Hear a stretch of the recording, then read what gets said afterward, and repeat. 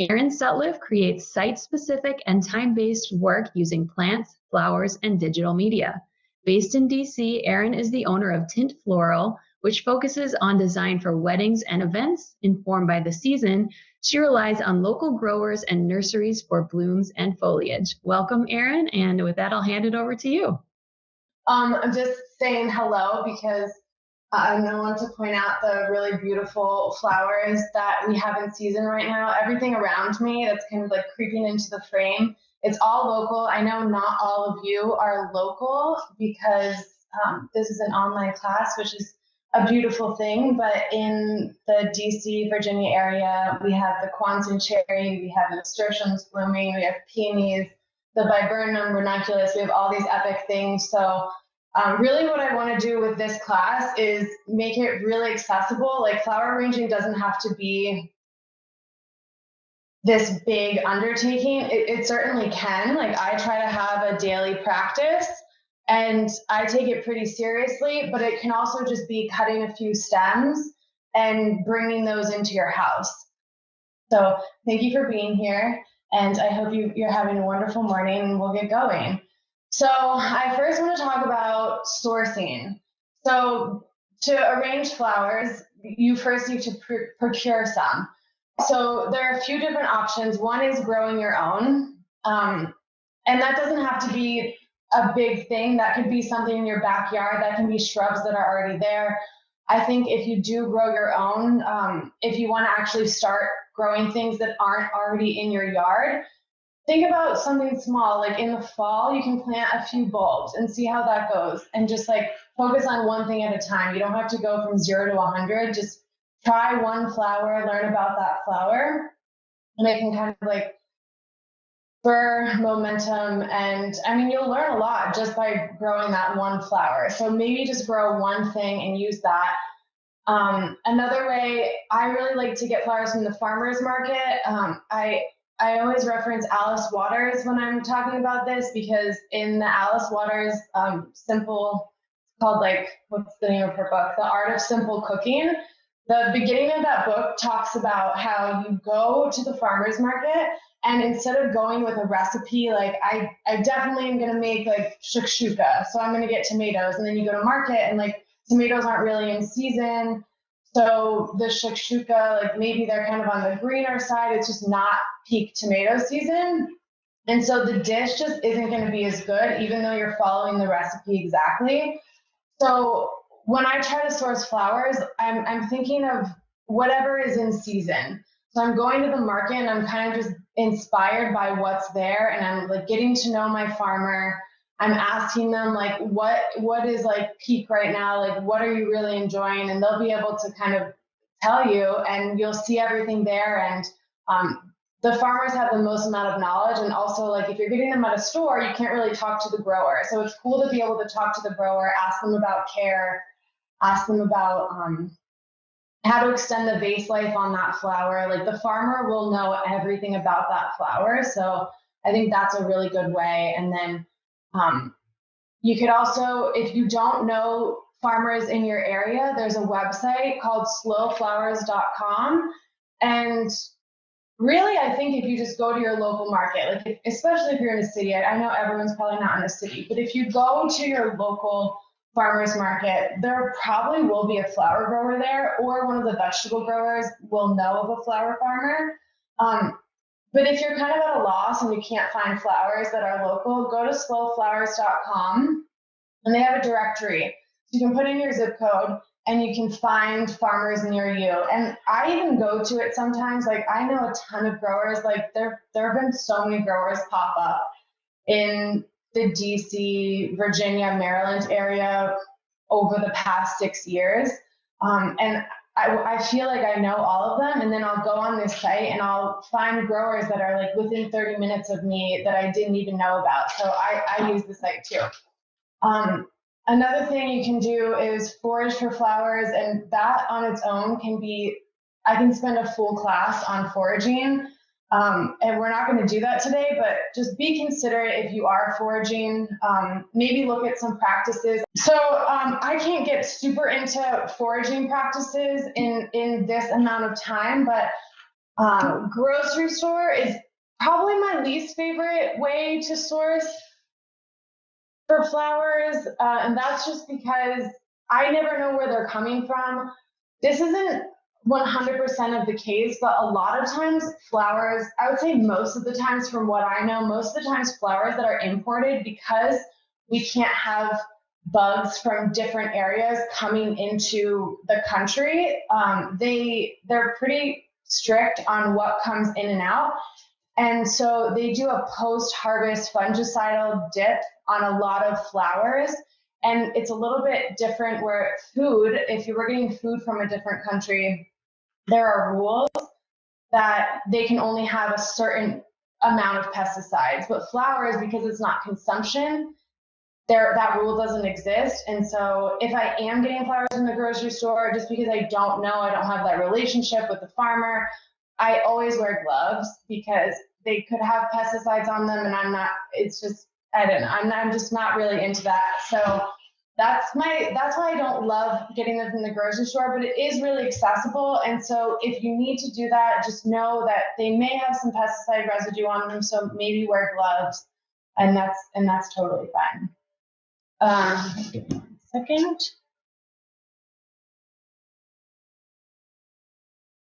So if you are growing and foraging, you want to think about the harvest stage, and every single flower is going to be different. So for example, poppies, I have this poppy here, and you see how you only see a sliver of color? Like this is a poppy that's full blown open. And same with this one. This one's still in bud stage, and you just see a sliver of white. That's when the farmer will harvest the flower. And so basically, when you're trying to extend vase life, it all starts at the time when you cut the flower. If you cut the flower, if I cut this beautiful poppy in the field, but it's already blown open, by the time I bring it inside, it's only going to last a couple of days. Where if you cut it at the proper stage, it's going to last significantly longer. So tulips, I know tulips are kind of on their way out, but if you had tulips this year and you saw them, tulips you harvest when they're still closed, but they're starting to color up. So you don't see like full color. And this is another thing to do where just kind of learn as you go. It's kind of impossible to learn the harvest stage for every single flower all at once, and you're probably not even going to be able to retain it all that well unless you're putting it to practice. So just as the seasons go through, as you see flowers, even if you're foraging, you see, you have a magnolia tree in your backyard, figure out when a good time to harvest that is. The magnolia, I would harvest again at bud stage. You bring it inside and it'll open up inside. If you bring it inside when it's a big bloom, it's going to drop off pretty quickly. So harvest stage is something you definitely want to consider. When you are gathering these things, I always like to strip as I go because it'll get really messy, and your goal, we'll talk about this in a little bit about flower care, but your ultimate goal is to like be giving the flower nice, clean water. If you have foliage underneath the water line, it's going to break down pretty easily, and you're just not setting the flower up for success. So you could harvest a bunch of flowers, for example, and not strip. Oh, see, this one's kind of not stripped. Wasn't in the water, but as I'm harvesting these, I'm usually pulling the bottom leaves off as I go outside, so that as soon as I get inside, I can just put them right in water. I try to get in the habit of stripping the foliage as I go because it's also just more enjoyable. If you cut all these flowers and you have to bring them inside and then you have to strip them and everything's kind of messy and you're pulling them apart and things might be breaking because the foliage is getting tangled. To me, it's just a lot easier to, like, as I cut something, so like I'm gonna cut this cherry branch from a tree outside, and I'm going to strip the bottom like right outside, and then it can kind of just decompose in place as well, and it's not going into a landfill. So yeah, always strip the bottom. When I worked on a flower farm for 3 years, and I had a permanent like stain on this finger, my stripping finger, because I was always like going like this. And I didn't know if it was really ever going to come back to regular color, because it was just like, it was stained like kind of black from me just like stripping flowers every single day. Unless you're like you really start farming in a serious way, I don't see that happening to you. But you can imagine that when you're stripping. Harvest time of day, that's also important. So not so important in the spring. So if you're clipping something from your yard, you can kind of go out anytime in the spring. It's not super hot, or if you're in a cooler climate, you can kind of collect these things at any time. But the best time, especially in the summer, to harvest is right in the morning. And that's because everything's like happy and hydrated, and it's not stressed out from the sun. So if you waited until the afternoon to harvest something and it's already like just so stressed out because it's been in the beating sun all day, like it might not last as long. It might be harder to hydrate when you bring it in. So the best time to do it is once it's like, it's been overnight, it's like been in a dark, cooler climate, and it has a bunch of dew on it. So it's like freshly hydrated, and then you cut it. And so the morning is always best. You could also do like later in the evening can also work once it starts to cool down, but I generally prefer the morning. Also, some things I don't consider, if you're not doing this on kind of like on a business level, I don't think you'll need to do this, but I do know that when you're farming, they usually do a harvest check in the morning and in the afternoon as well, because they're trying to get the vase life to last as long as possible. So I'll use these poppies again as an example. They really don't want the poppies to open up in the hoop, because they can also get bruised more easily by the time they get delivered to you. And so they want them in bud stage, but because if it's a really sunny day, they might see some that are ready to harvest with a sliver of color in the morning, and they might go back and do another check just to make sure that they're getting it before it blows open. If you are getting them from the store, if you're getting them from the grocery store, you can also take these things into consideration. So tulips, for example, if a tulip has leaves on it, that when the farmer harvests it, the head is kind of like inset in those leaves. So if you're going through a bunch of tulip bunches at the grocery store, the ones that will generally last the longest are the ones that are mostly tucked into those green leaves. Tulips grow about the length of their head every single day, especially if they're in light, even once you cut them. So you know that they have been harvested later or been like sitting in that bucket at the grocery store for a bit if the head of the tulip is way out. And know that like it might not look the prettiest when it's in bud stage, but you're gonna get to watch it open up inside, and it'll be kind of like this longer experience. So I guess like that's kind of like how to collect the flowers. That's so we want to take some questions on how to source. Yeah. Emily, does anyone have questions? Yeah, we've had a few come in. One person asked about azaleas. Their azaleas are in bloom at home now. Could you speak about using azaleas? Yeah, I mean, I definitely use azaleas. I never see them really being sold as a cut flower, but you can harvest them when they're still in a bud. Usually they're colored up and they will open up nice inside. You can cut them also when they're in full flower. Just know, kind of along with what I said, they're probably not going to last as long. But I have used azaleas and they've lasted just as well as a cut flower. I don't know why farmers don't grow them, but yeah, I love using azaleas. Thanks. And then on a similar note, how do you harvest cherry blossoms and other blooms from trees without hurting the trees? Yeah, that's kind of like when I say the whole foraging class, it's like one actually the botanic gardens did a class on pruning trees. So I think that would be a helpful class. It's recorded. So if you go to the botanic gardens YouTube, you can find that class. I took that class. as a participant, because I'm always trying to like make sure I'm cutting it appropriately. I think usually you want to like it's kind of about where the node is, and so I would just really reference that. I would go and like look at that video because they give really good imagery. It would be kind of hard for me to talk about that in this class, but I definitely would go look at that class, and he has a lot of really good information. Also, like sometimes it's just not that big of a deal either. Like I don't think you're hurting the tree. A lot of times, like things produce more when you cut it. Like even house plants, like if I want them to grow more, if they think that they're being cut and they're losing things, then they have a tendency to produce more. And so cutting things isn't always bad.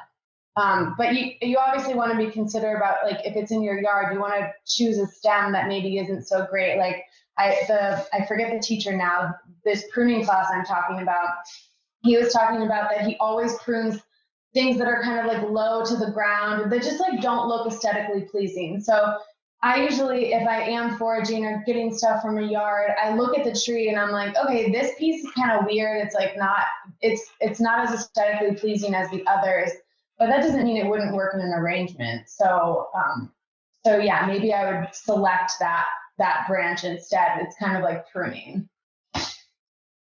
Thank you. And yeah, that was Craig Hall from our horticulture staff. So we'll see if we can find that recording and share it with folks. We had another question about foraging. Somebody said that most of the parks they visit prohibit any kind of picking plants, and they were under the impression that you might hurt native plants that were growing in the area. So can you share sort of some best practices around foraging and making sure it's happening sustainably and legally? Yeah, you have to know the rules when it comes to public places. Most places you're not going to be able to do it. So you really have to like go to a friend that has land, or get to know the neighbors on your block, because they probably don't care if you cut the bottom branch of their tree. So just ask. If you see something that you really like and it's someone else's but it's prolific, just ask, because a lot of times they'll just let you cut it. In terms of public places, you're just going to have to figure out the rules around that. Thank you. And then on a different note, we have one question about how do you debug before bringing inside? The person said they always miss a few bugs. Yeah, honestly, that is one tough thing about local flowers, because some local growers use pesticides. That's why I say like get to know your farmer, because there are also some farmers in our area that farm organically and are actively trying to regenerate the soil. So I'm more likely to like spend money personally towards those growers because they're supporting like kind of what I believe in. So that said, they do use even bugs. Like a few of the farmers that I source from use ladybugs to kill other plants, kill other bugs. So I think it might be aphids. Don't quote me on that. It's like, I'm not positive what they use it for, but let's say it's aphids. So the ladybugs, they basically release a bunch of ladybugs and that gets the aphids, and the ladybugs don't hurt the flowers. But then I was freelancing at a flower studio and like there were just all these ladybugs inside because that's the method they use. So it is something to consider when it comes to other bugs. Like I do try to kind of examine things because I don't want to bring them into my house, or at least like near other plants. Like I try not to have my flowers right next to plants that I have in my house, because if there's like a bug or two on the flowers, that's okay, but I want them to stay on the flowers. I don't want them to migrate into, because the flowers eventually they die within a week or two, and you dispose of the flowers, and if they have a food source and they're happy, they'll kind of just stay on the flower. Whereas if you have a juicy plant that's like even healthier than your flower right next door, they might migrate over, and then that could give you problems with your house plants. So I usually keep my flowers and my house plants very separate. Thank you. So that was all the questions that we had on the sourcing topic. So would love to hear about flower care.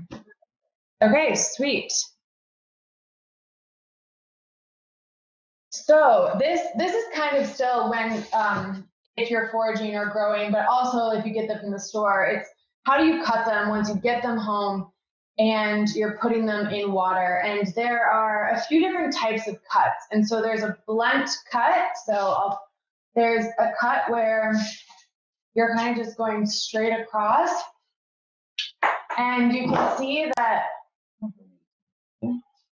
the surface area on that isn't super big because I'm going straight across. And so I would use this kind of cut for flowers that I know just do not have any sort of problem with hydrating. And that's just something you learn over time. So if you want to get in the habit of, if you don't know if a flower has a difficult time hydrating, you should just get in the habit of always cutting your flowers on a steep angle. And so I know the nasturtium is going to hydrate no matter what. So I would do the blunt cut on this. But if I didn't know, I would do a cut on a really steep angle, because now you can see it has way more. The cut is where the flower can drink from. So if I do the cut on a steep angle, then it has way more surface area to drink from. So like I said, the nasturtium doesn't, I wouldn't really do it for that, but it doesn't hurt it. Something like a woody stem, like these cherries, any woody stem, like new spring growth a lot of times, especially on shrubs, is like very, very thirsty. So it can be hard to hydrate. And so for most woody stems, you're always going to want to cut at a really, I've already done it, but it's a big branch. At a steep angle, because if I cut that across, it would have a small area to drink from. And then the third type of cut is like a combination of the steep angle and then also going up the stem. And so now, so I have the steep angle, but like, let's say I want even more surface area for it to drink from, because it's like, I bring it inside or I just got it from market, and like, actually these cherries came from market. A friend brought them to me and they were drooped, and we were both kind of like, are they going to be able to be salvageable? Like, because they looked so sad. The leaves were all drooped, everything was drooped. And so I decided, like, I'm going to try everything that I can do to make this last as long, like to make this revive. And so I also went up the stem. So I'm cutting up the stem, and now it even has like more surface area that it can drink from, because most things can't drink from the outside. Even the softer stems, most things are kind of drinking right from that cut area. So those are some types of cuts that you want to consider. If you want to just get in a good habit and you don't know kind of what flowers you're working with, do the angled cut. When I'm working with a lot of product for events and stuff, I don't really have time. Like sometimes I'm just trying to like cut across as fast as I can. And so for me, it's helpful to know which flowers like need the angle and which ones don't, because the angle does take a little bit more time versus me just cutting it flat across. Water temperature. So I think usually I use like room temperature water. That's what I use most often. But you have to think of warm water and hot water as like a tool. So warm water can help things open quicker. So if you just have a flower and you bring it inside, usually like room temperature water is going to be fine. If you have a flower that maybe is just traveled, or like I said, back to the market example, like you got a bouquet at market and you bring it home and you've been driving around for the past hour and it's been in your car and it doesn't look optimal anymore, give the stems like cuts on angles and put it in warm water, and that will help it kind of come back to life. And then hot water is kind of the extreme of that. And when I say hot water, I mean like bath temperature water. So you don't want it to be boiling, because that could actually like degrade the stem. There are some things you do like a boil, you can do like a boiled dip, and that's helpful for like 20 seconds, but you don't want the stem to actually be in boiling water, because it'll just like kind of soften it. It can become mush. But hot water is like the ultimate tool. So with these cherries that were dying, I used hot water, like hot bath water, to revive them. And the reason that works is because hot water has, the warmer, the hotter the water, there's less dissolved oxygen in it. And so instead of like air bubbles getting up the stem, it's like full hydration getting up the stem. The reason you don't always want to do that is because warmer water leads to more bacterial growth. Like if you've made sourdough at the beginning of the pandemic, you know that like if you want to slow down the bacterial growth, you stick your sourdough in the fridge. But if you want it to go quicker, you can like stick it in a proving or like under in the warmest window of your house or something, and it will like multiply quicker. So bacteria grows quicker in warmer water. So if you don't need it, just use regular temperature water. But sometimes, like with these cherries, I needed it. Like for me to revive them, I needed that hot water. So yeah, some things about water temperature. Placement, when you get the flowers inside, if you have like a kitchen window that you love to have flowers in, and that makes you super happy, then like go ahead and put them in that window, because like ultimately you're trying to like have flowers make you happy.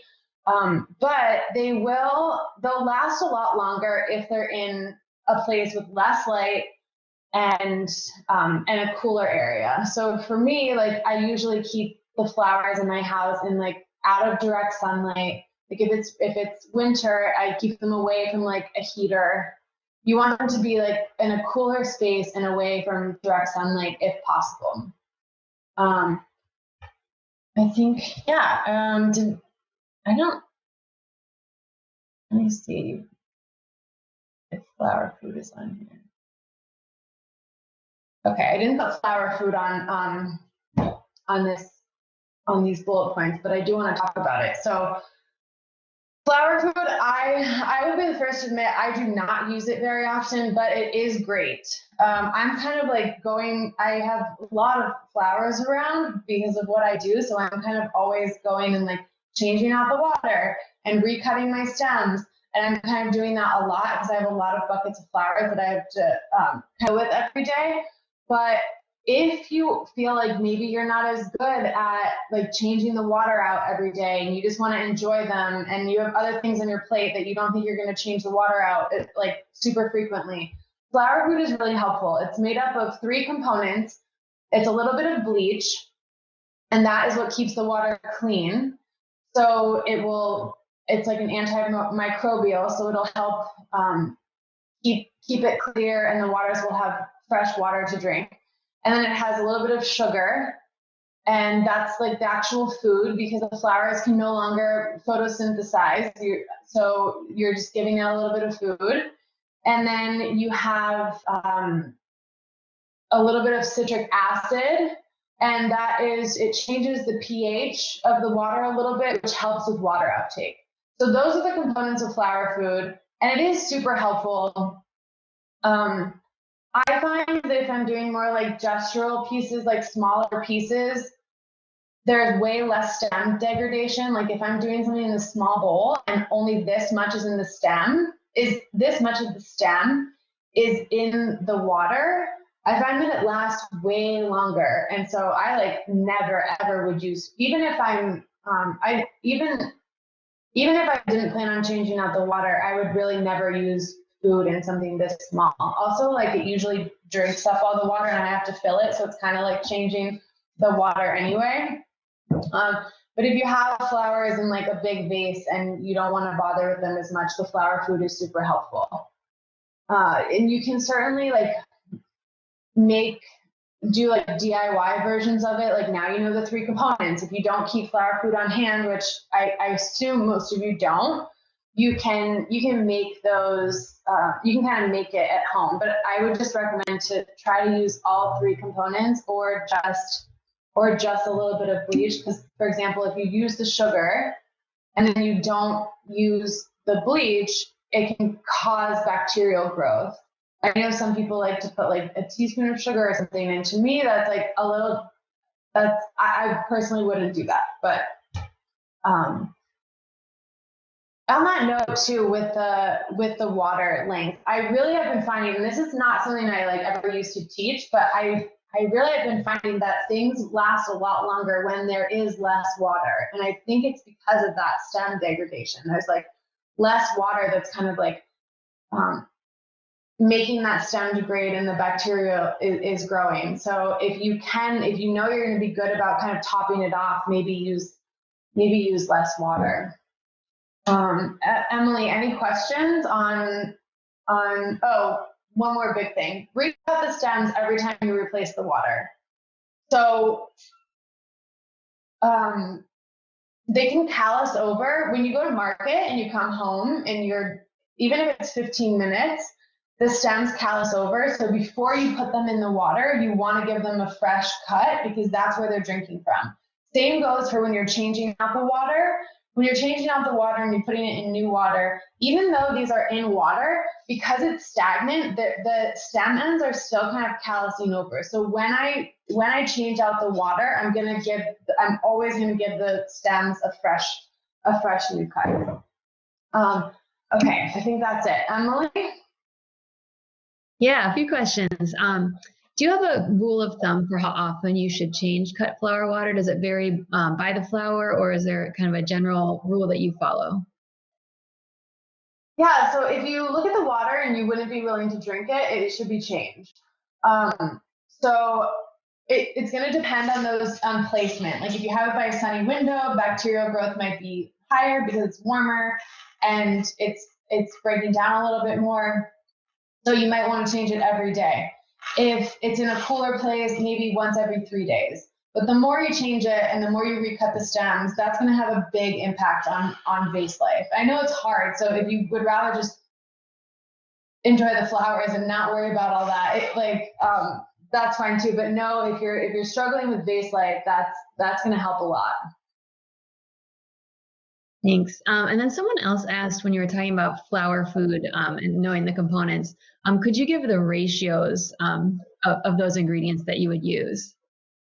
I bet there are tons of recipes online. I'm very willy-nilly about it. Like if I do it, so yeah, I have actually bleach in like a small little dropper, and I just put a couple drops of bleach, like a small pinch. I know this is like grandma cooking instructions, so it's not specific.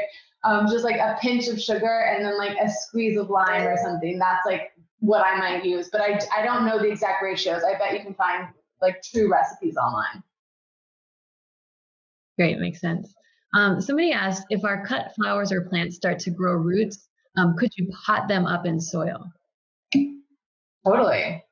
Yeah, definitely. That's awesome. I have heard, I have this awesome propagation book, and apparently if you have the option of propagating a plant, like basically what you're doing is like propagating a plant at that point, because you're taking the plant and it's like from this other plant and you're making a new one. I've heard that if you do them if the roots grow in soil, they're a little bit stronger, but people propagate in water all the time and it's totally fine. So yeah, you could definitely pot those things up. And I'm sure like it's always going to be dependent on what type of flower it is, like how you're going to care from it from there. But I say go for it.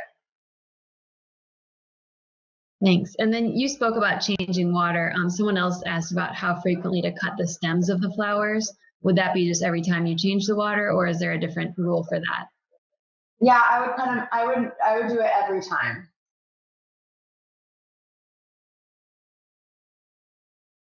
Great. Thanks. That's all we had on flower care for that section. So we can go on to arranging if you're ready. Great. Yep.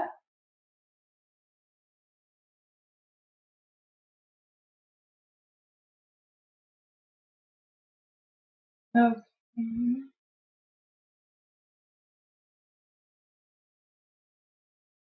Okay, so I'm mostly today going to talk about like all the different kind of tools that you can use from arranging. I'm not actually going to do a demonstration. We do have a class with the USVG coming up in, I don't know the date, but if you signed up for this one, you know how to get to their website.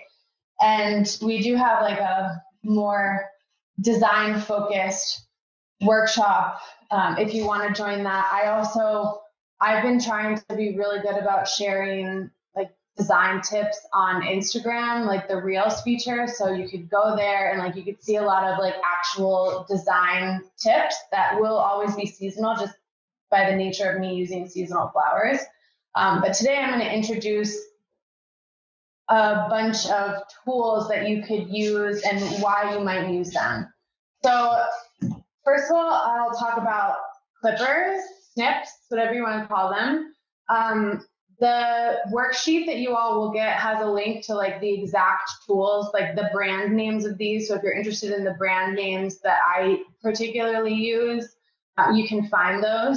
But I really like these ones, the costume clippers, for like kind of like all sorts of things. Like they cut small stems, like less than a pencil width, really well. And the spring is really good on them. So this is what I use for clippers. If you are just starting this and you don't want to get like new special tools, any sharp scissors will work on soft stems.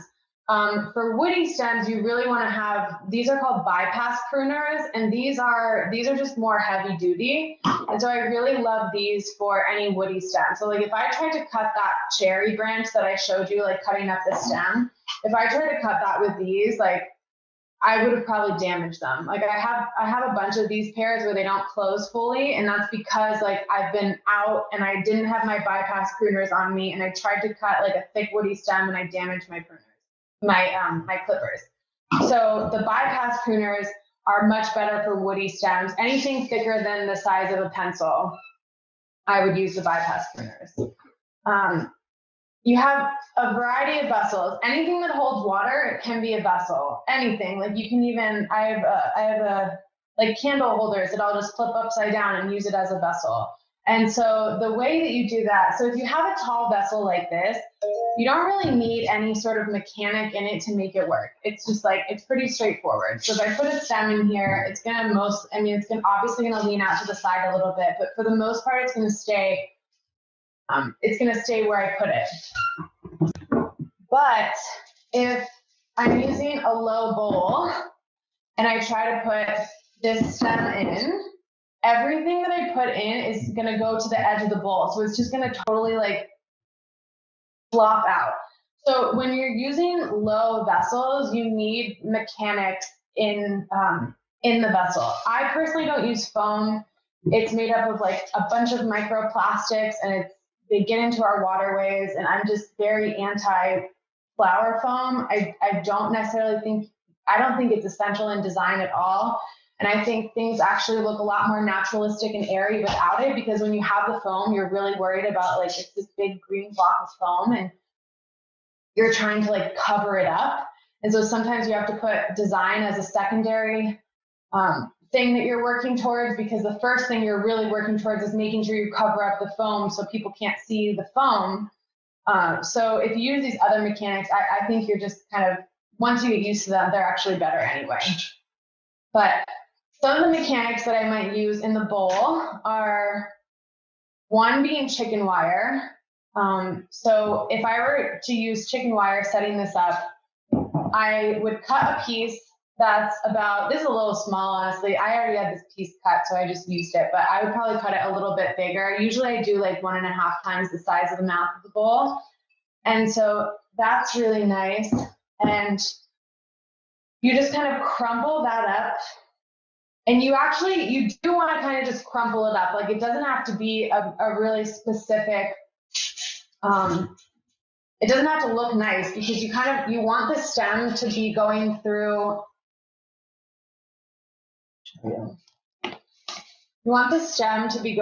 like 2 points usually. So it's nice to kind of have it crumpled, opposed to just like a dome right on top. Because if it's scrunched, you have more points for the flowers to kind of stay where you put them. And again, I'll show all of this. Like I'll do a full, in our next class, I'll actually do a demo with the chicken wire. But this is one thing. And then sometimes it wants to pop out. So to keep that in, I would use, this is waterproof tape. It's really thin. It's 1/4 inch thick. it kind of feels like duct tape. When I say waterproof, it is waterproof, but you can't, if this bowl was wet, it wouldn't stick to it. Once it's stuck, you could like dunk it in water, pull it out, and it's going to stay right where it is, but it's not going to stick to something that's wet. So just know that. Usually that's why I pour my water in after my mechanics are all set up, because I don't want the risk of me splashing water on the side of my bowl and then and my tape won't stick. So you can do a simple cross like this. Sometimes I do two if it really seems like it's popping out. If you're doing this more for business and you're going to have to transport these, it's good to take one and go all the way around the outside of the bowl, and that way like you don't have the risk. It usually doesn't pop off, but sometimes once you add like a lot of flowers and like if it's kind of leaning in one direction, one of these might like pop off. And so having one go all the way around can help you with that.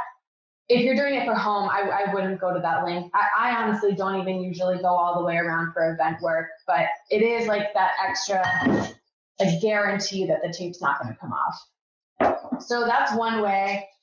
A lot of times, like in my designs, I'm really particular about like where the stem lands. And with chicken wire, things are gonna like generally stay where you put them, but like they're still gonna. It's still like a 1-inch square, so it's still gonna kind of fall. Especially the first couple stems you put in are gonna kind of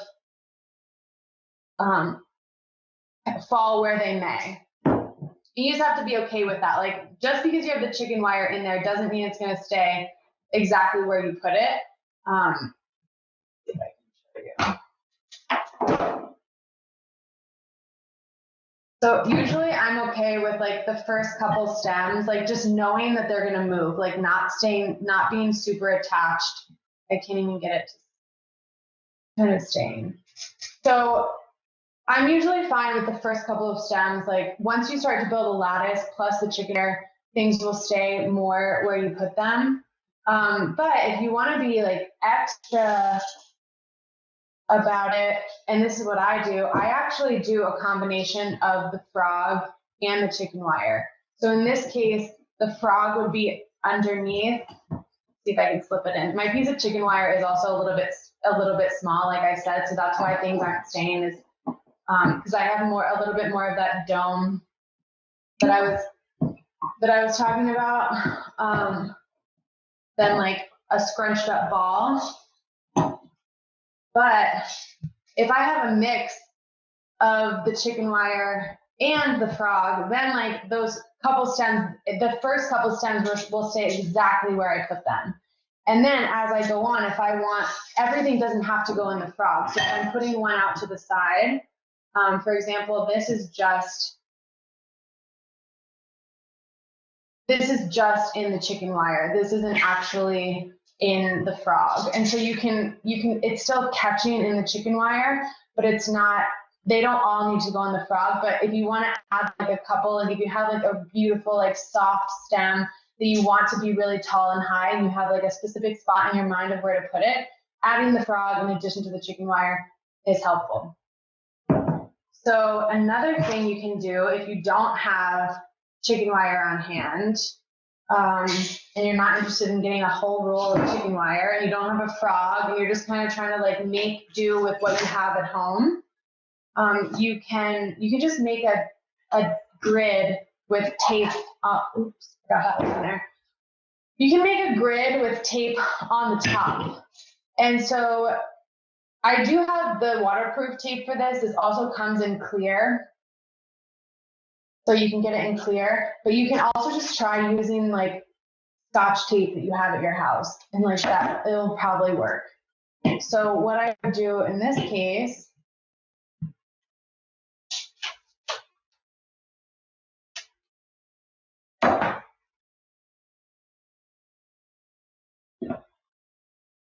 and it's similar to the way the chicken wire is working because I'm roughly making like 1-inch squares.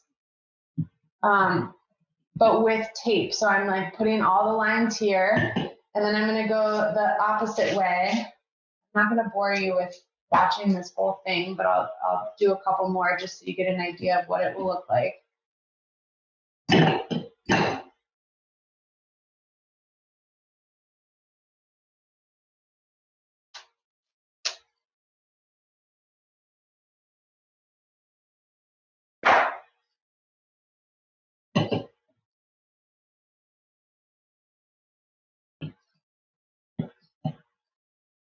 And then, so you're basically going to end up with a bunch of squares this size. And then same thing, like when you put stuff in, it's going to kind of roughly stay within those squares. And the first couple are still going to give you a little bit of trouble because things want to flop. But like once you start to get a few stems in, they'll start to stay in place. And then you're not just working with like this open bowl where everything falls as far out to the side as possible. It's gonna only be able to go as far as the square allows. Okay, so I briefly already brought up this tool, which is this spiky metal thing. It's called a Kenzan, also known as a flower frog. And this is my favorite tool. This is like what I use in pretty much every design. And if you were just using this alone in a bowl that didn't have, well, let me show you this one first where I use a back weight. So this is called the Sun Kenzan, and this is the moon. And for a long time when I was using these, I never even heard of the moon, but then I was taking an Ikebana class and my teacher introduced us to the sun and the moon. And I love this concept because basically like the moon acts as a back weight. So you put the moon, you interlock the needles. And so usually when I'm designing like more gestural Ikebana style stuff, the flowers are all leaning towards you. And so the moon portion acts as a back weight so that it doesn't tip. And so you can see that the frogs are amazing because like exactly where I put that, it's actually a little heavy. So it's going to stay exactly where I put it.